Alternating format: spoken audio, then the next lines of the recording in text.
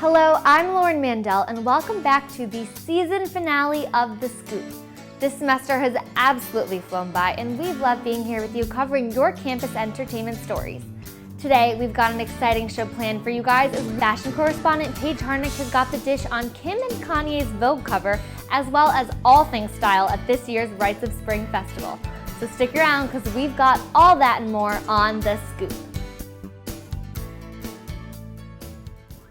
Hi, I'm Allie Shapiro with The Scoop, and right now I'm sitting down with the Mighty Orphan Power Rangers. Yeah, you are. Would you like to introduce yourselves? I'm Peter. I'm Dan, and together, as you said, we are the Mighty Orphan Power Rangers, an improv comedy duo and crime-fighting team. Yeah, you guys are part of Tongue in Cheek, which is how you met. Yeah. So I guess technically we did spoken word together before we ever did comedy stuff. Mm-hmm. And then have gone on to do work on The Slant together. We're both former editors-in-chief of The Slant. Your description on your Facebook page is a little deceiving. That description says that we were in a combination dojo/comedy school, and I'm sorry to have to break this to you, but those don't exist. Yeah. When I was reading it, I maybe believed a little bit. You're not the first. Not the first? It's always a risk. That you give crime fighting tips? Well, it's a tip of the week. Tip of the week. We do about 5 or 6 of them a week. Yeah.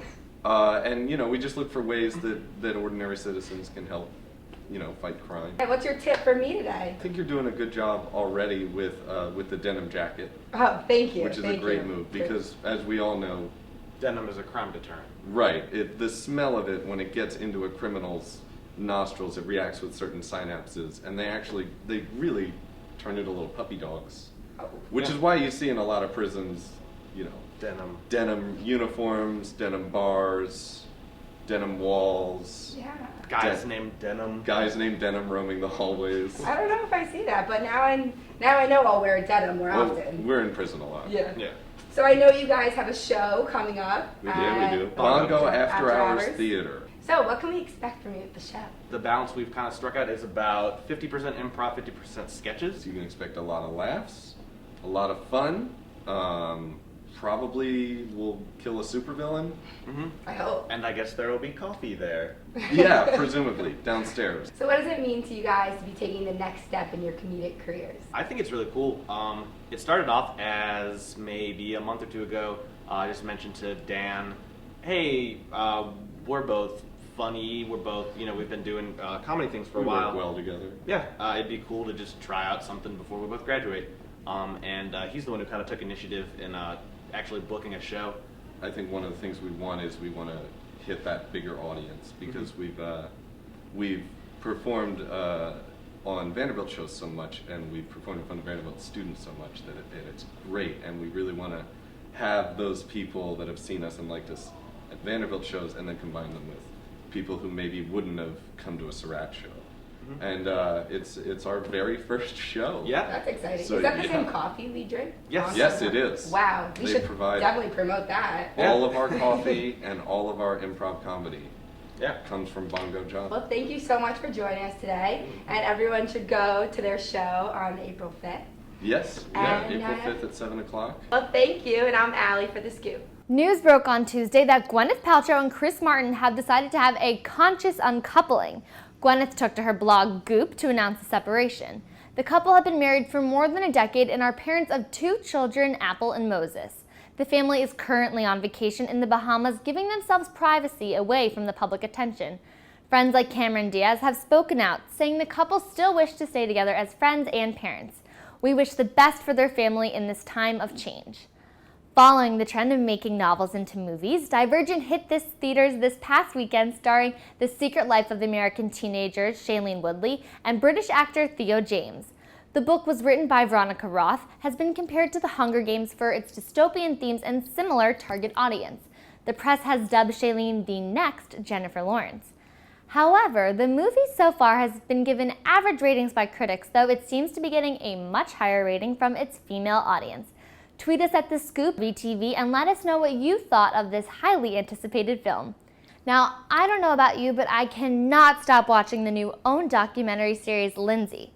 The series follows movie star and media sensation Lindsay Lohan on her journey through recovery following a very public period of crisis. From what I've seen so far, it looks like the star is having a hard time escaping her bad girl image. Lindsay airs on Sunday nights at 10/9 Central. With summer quickly approaching, many arts organizations are preparing for their end-of-semester performances. Be sure to catch the following productions in the upcoming weeks. Original Cast presents Seven, a collection of musical theater songs and spoken word about the 7 deadly sins, April 2nd through 5th in Langford Auditorium. Tongue-in-cheek's Big Ass Show on April 21st. And Watch a Forest Grow and Disappear at VUT's How to Build a Forest in Neely Auditorium March 29th and 30th. And then, of course, finally, Rites of Spring happening April 11th and 12th on Alumni Field. Now let's kick it over to Paige for the scoop on what we can expect students to be wearing at the annual music festival. With Rites of Spring coming up, the thing that's on my mind is what I'm gonna wear. Rave concerts can get a little repetitive, so if you make a point to switch it up and integrate some spring trends, you could kill the fashion game at Vandy's biggest concerts this spring. One of the top trends this spring is iridescent prints, so grab a silver skirt and pair it with a crop top for an awesome rave outfit to wear to Steve Aoki's performance. Another great trend for Rites of Spring is mesh. Designers on and off the runway are meshing mesh into their outfits, and you can too. Check out Topshop for more formal or casual mesh items. Luxe sweatshirts are also all the rage, with designers releasing these seemingly chill pieces with crazy prints at shockingly high prices. If you want one of your own without busting your budget, check out H&M for ways to keep warm and trendy at Rites this year. Speaking of keeping trendy, The Fabulous, hosted by Hills star and designer Kristen Cavalieri and NBC's fashion star designer Orly Shani, is a new show on E! Where hosts update us on the hot lists of the week, including fashion, beauty, and lifestyle trends. Kristen describes the show as informative, fun, and fast-paced. This sounds right up my alley. Being a girl who loves lists and trends, this seems like it will be a must-hit on my list. Hopefully the show is a bigger hit than the E! Show Total Divas, because I'm tired of seeing women slapping each other in the face. I thought that's what Bravo was for. And finally, you know I couldn't let the show end without talking about the noteworthy cover for the April 2014 issue of Vogue, starring Kim Kardashian and Kanye West.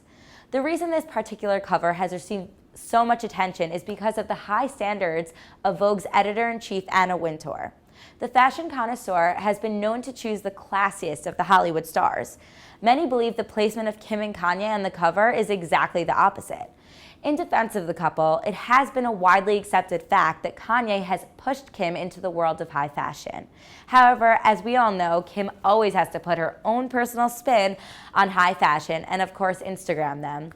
What we're LOLing about this week is Kendall and Kylie Jenner's Instagram of their own faces inserted into the Kim and Kanye Vogue cover. One of the nicer photoshops that have been made to that cover. Either way, Kim and Kanye and of course Baby North looked perfect in the entire spread. Now join me on the panel as we talk more about the upcoming Rites of Spring. So Paige, you got us very excited for Rites of Spring.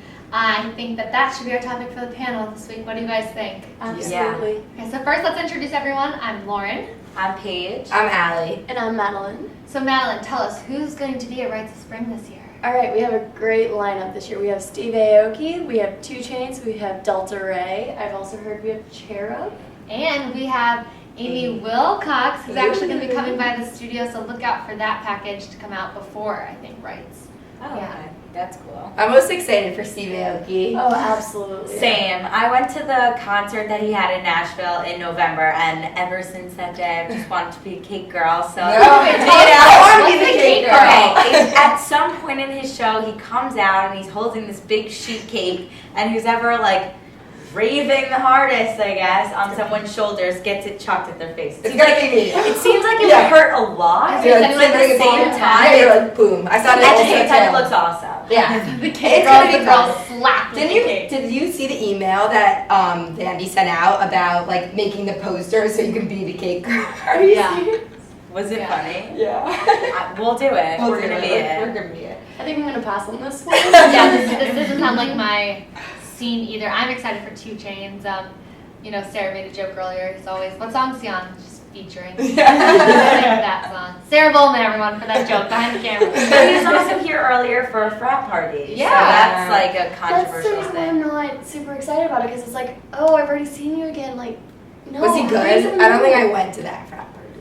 I mean, he's good. I like him, but it's just like bring like Cap Slap, Yeah. bring like Five and a Dime. Even though Five and a Dime was here for Five Games party, like I don't know. Also, think about it. Past headliners have been huge, and I feel like while these headliners are huge, like the rest of the lineup is just like not on par with what we've seen in the past. And I don't mean last year, because last year this is a step up from last year. I thought last year was just. But I feel like still a lot of people don't go, but supposedly they're changing the way that fraternities are allowed to have parties so that like You can't have one. You can't have one, and wow, like people are performing, so hopefully more people will go. But I think people will. Like Steve Aoki's fun.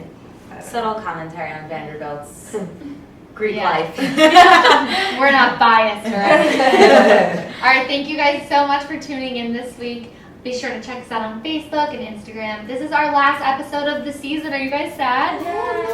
See you next year. Yeah, we'll see you guys next year. Or in little videos before then, right? Yeah, so maybe. Bye. Bye.